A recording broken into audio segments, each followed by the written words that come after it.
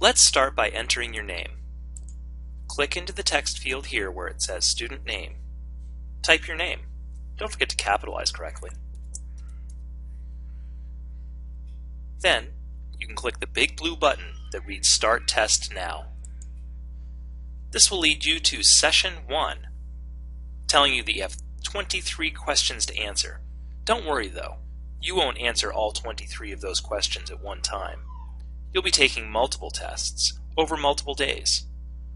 Let's just click Start Section right now.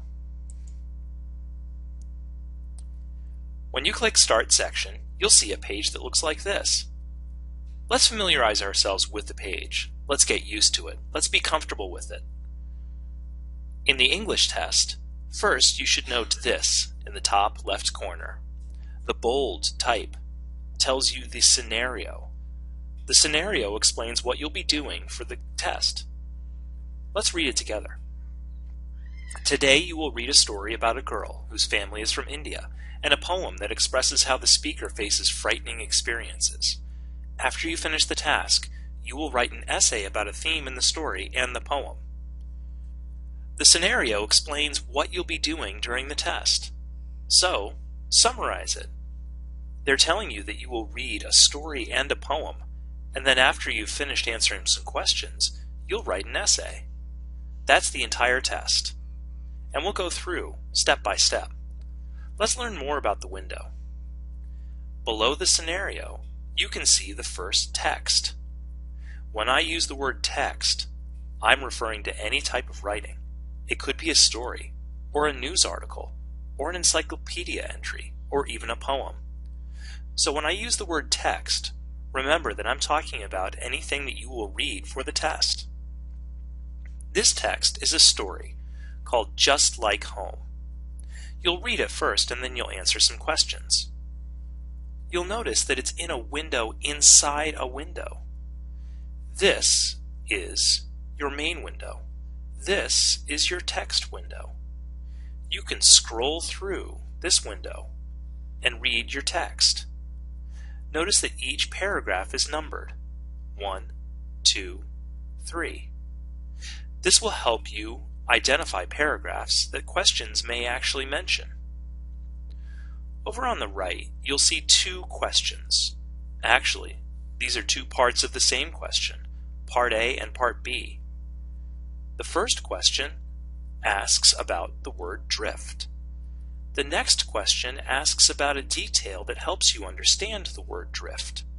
So these two questions are related. When you answer a question, you'll be clicking in circles here, and I'll go over that in a moment.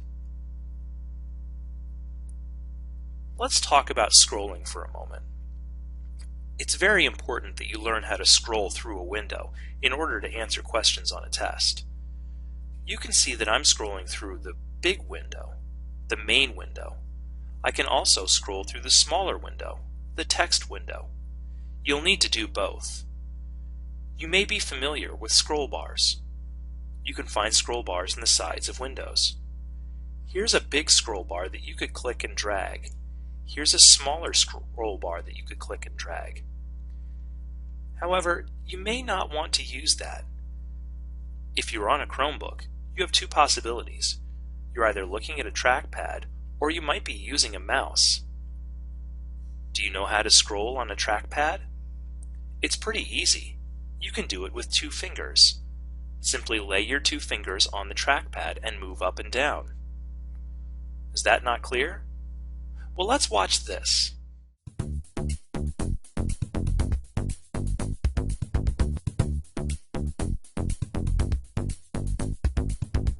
Did that help? Practice scrolling up and down with 2 fingers. When you hover your mouse over the main window here, and you scroll up and down with 2 fingers, you'll scroll through the main window. If you do the same over here in the text window, you'll scroll through that window. It's easy, right? What's that you say? You're using a mouse?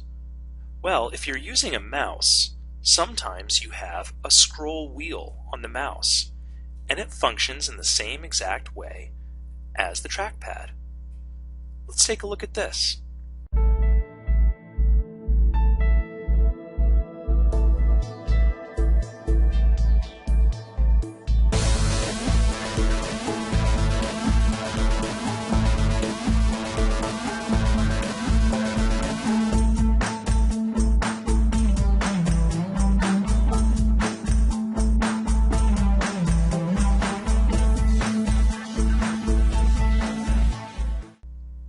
So if you have a mouse with a scroll wheel, practice in the same way I was talking about with the two-finger scroll. Hover over the text window and move the wheel back and forth. Now hover over the main window and move the wheel back and forth. Pretty easy, right? Let's pause the video so you can practice it for a moment and your teacher can check to make sure that you are scrolling up and down very easily. Are you ready to move on? Let's take a look at how you might answer a question. Let's read Part A. What is the meaning of the word drift as it is used in paragraph 18 of Just Like Home? Let's say that I want to answer wander. B. I can answer it simply by clicking into the circle, and that answers my question. I'm using what's called the pointer. The pointer looks like an arrow, except when I hover over the circle, and it turns into a little hand. Let's look at Part B. What if I want to answer A? I click right there in the circle. It's easy to use the pointer. The pointer is what I will also use to select different parts of the window, and possibly tools up here in the toolbar. The pointer is your basic tool, and you'll notice it's turned on right here. Sometimes I'll turn off the pointer, but I'll talk about that later. Right now, use the pointer as your basic tool for moving around and answering questions. Speaking of moving around, let's take a look at these buttons in the top left. When I hover over the one on the right, it reads, Go to the next question. Click on that. Now, the left button highlights blue. It tells me that I can go to the previous question. These are the navigation buttons. And the navigation buttons allow me to move from question to question and back again. It's very important to understand that even though you can move from one question to the next without answering one, you must be very careful. Try to answer every question before you move on to the next one. And remember that moving back and forth doesn't mean you're simply finding a question that you would like to answer. You must answer all of the questions on the test. But if you move forward to one question, and then to the next, and then to the next, you may have missed one. So be very careful.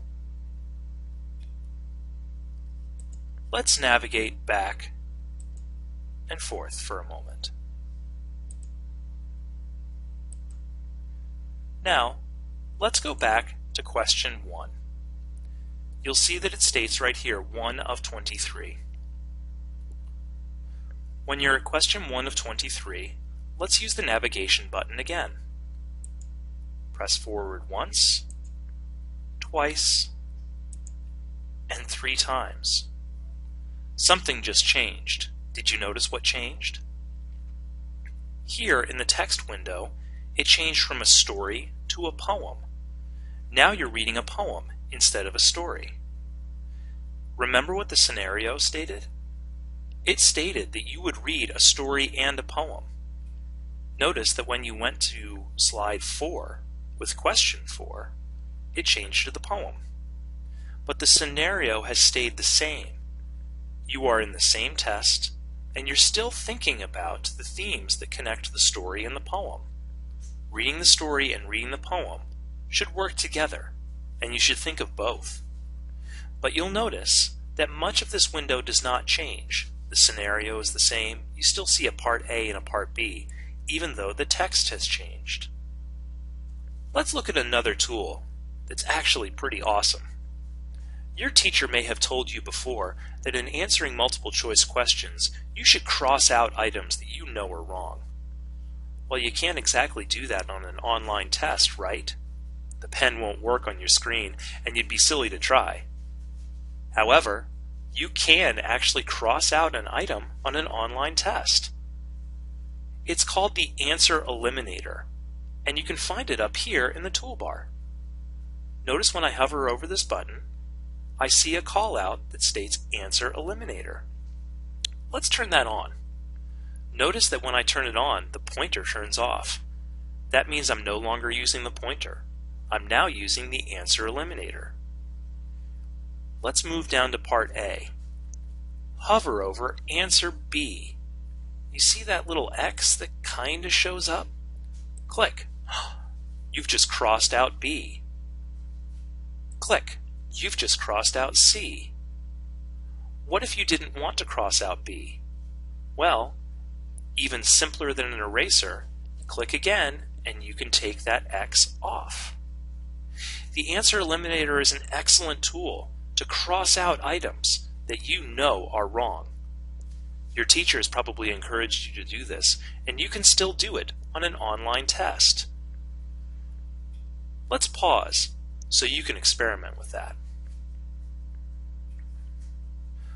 Now that you've played with the answer eliminator, let's remember that you can't answer the question until you go back to the pointer.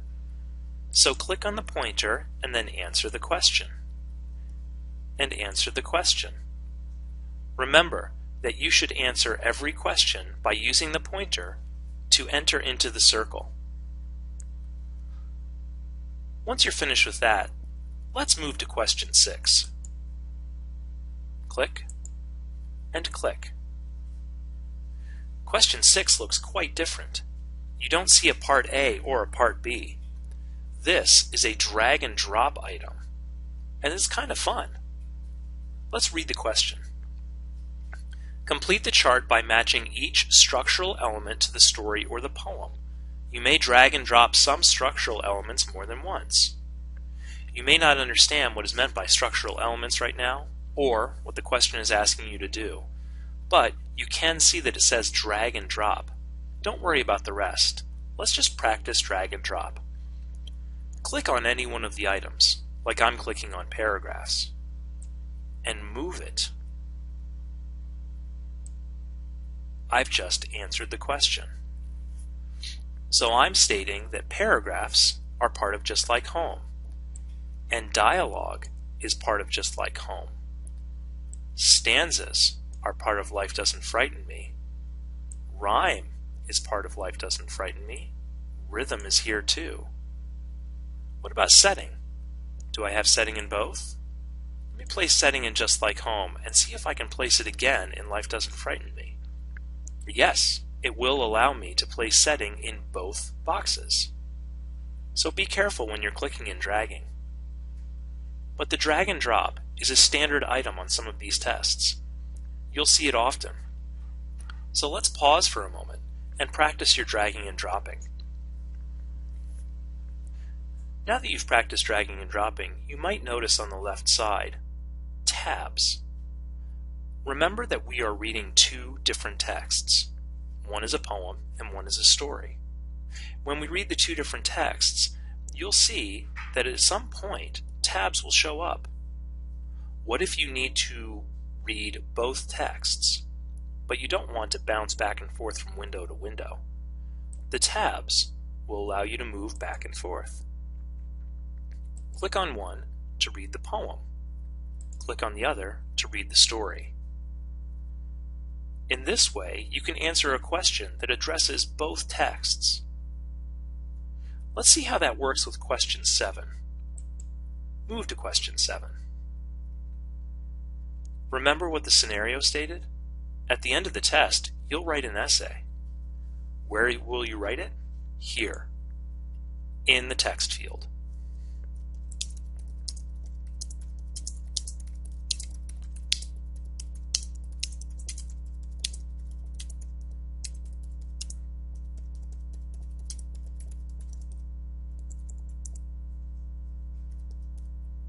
It's that easy.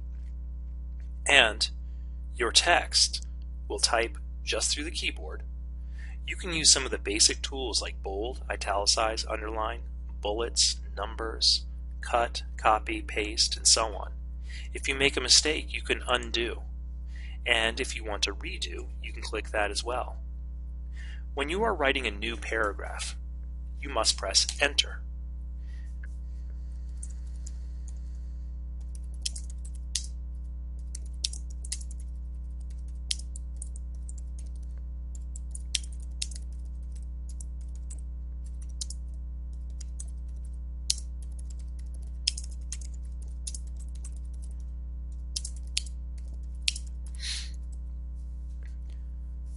Every time you press Enter, an extra space appears to mark the division between one paragraph and the next.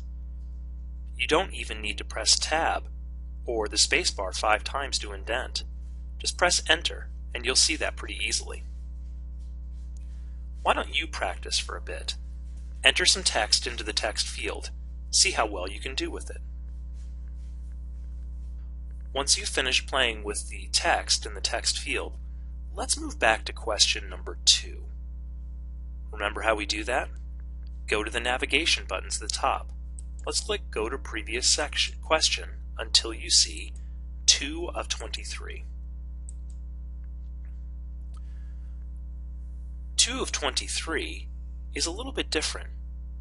You'll see that again it's not a part A and a part B, but as you scroll down you'll notice it's not a click and drag item either. Whenever you see something highlighted in blue, you'll know you're supposed to select that. This is a sentence select tool. Let's read the question. Select 3 phrases that help describe the setting in the column titled Phrases that Describe Setting. Then select 3 pieces of supporting evidence in the column titled Evidence from Just Like Home. So, let's say I believe that the setting is a playground with a large cement area. I click that. Let's say I read a long driveway with room to welcome guests, and I believe no, that's wrong. I leave that alone. You'll see that I have 1, 2, 3, 4, 5 options. I must select 3. When you select an item, it turns from blue to yellow, and that means that you've answered it. Read the question carefully. Notice the bold. I must select 3 phrases in the column that's headed Phrases that Describe the Setting, and 3 phrases in the column that's headed Evidence from Just Like Home. As always, read questions very carefully.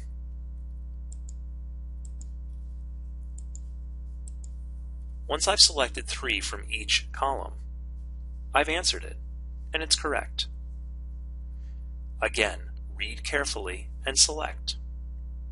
Why don't you try it?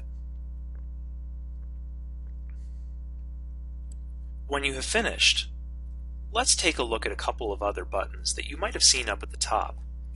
You'll see these buttons labeled Review and Flag. These are very important, and they're pretty cool. What if you wanted to check how many questions you've answered?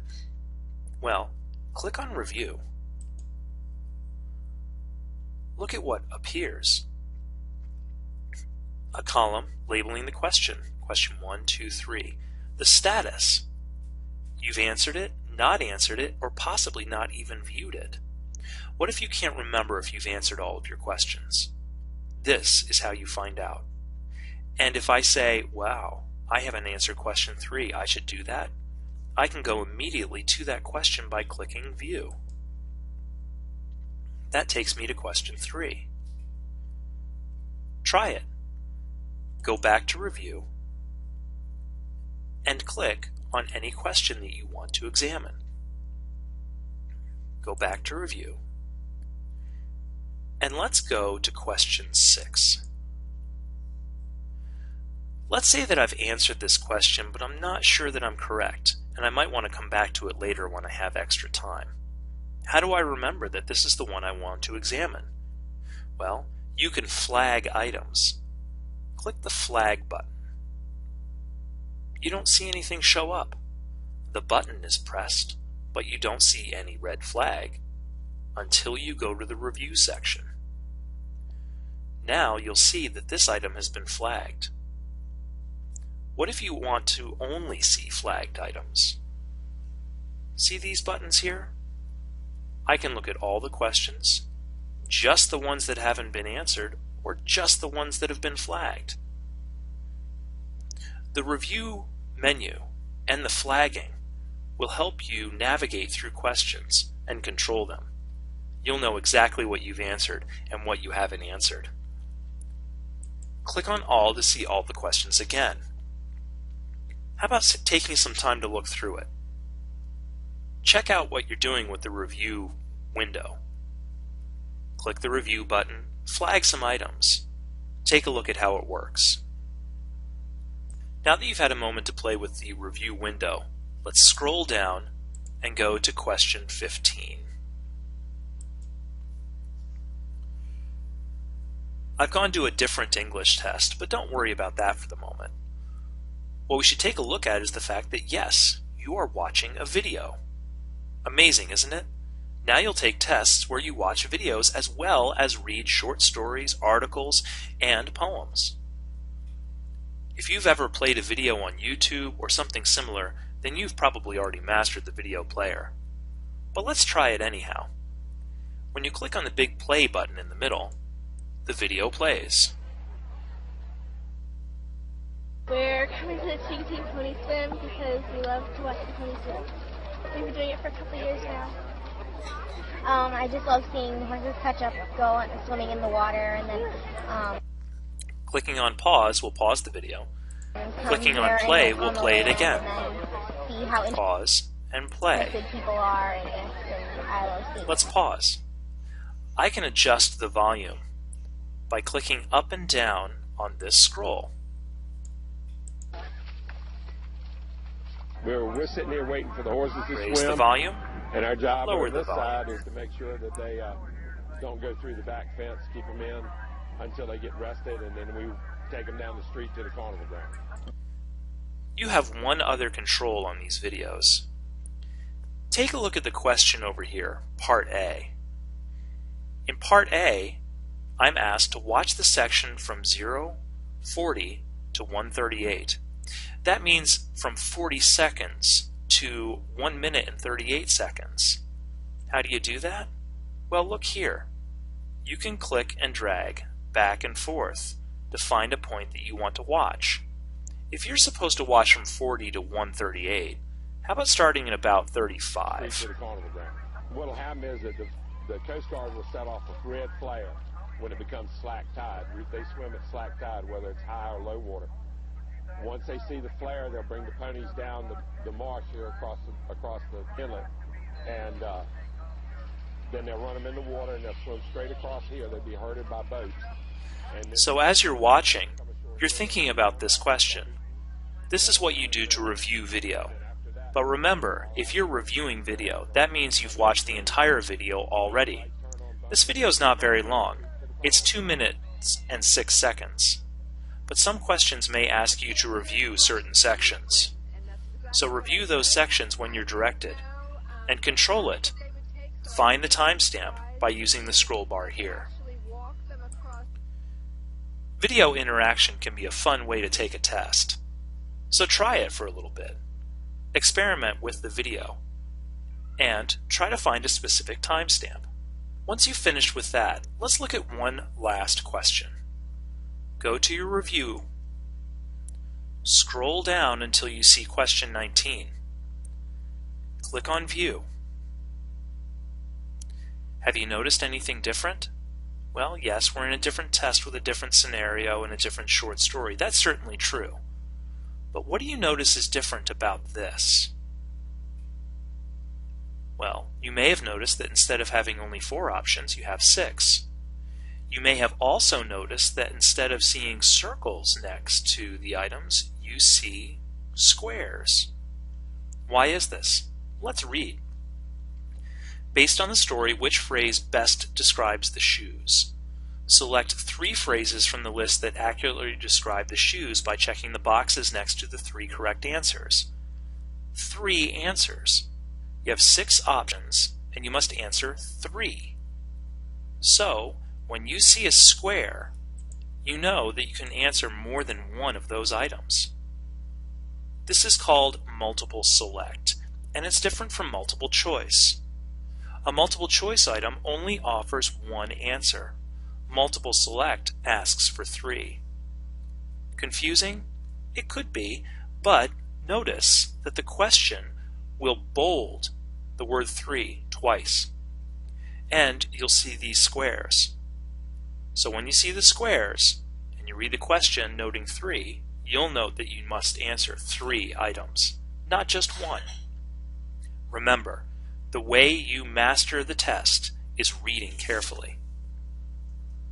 You may wish to scroll through and see if you can find any other multiple select items.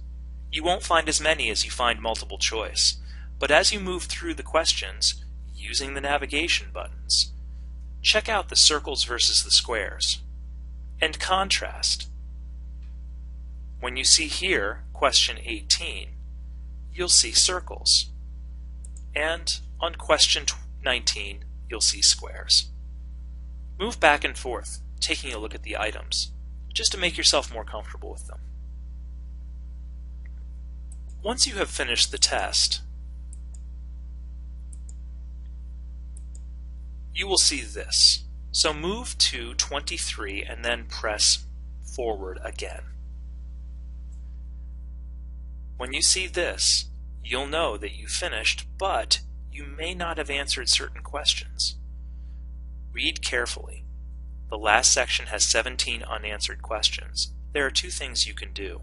Review section questions and your answers, or exit the test. Let's go back to review.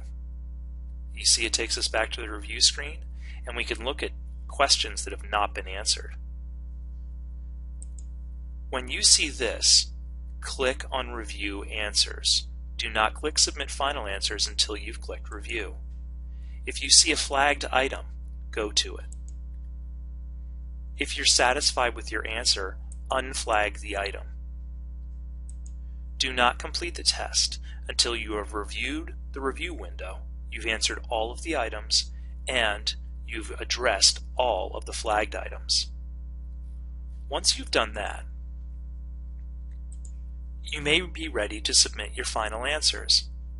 Always listen carefully to instructions from your test administrator, the teacher that's in the room helping you with the test. Be careful about submitting final answers until you're absolutely ready. And remember, use your time to review as you wish.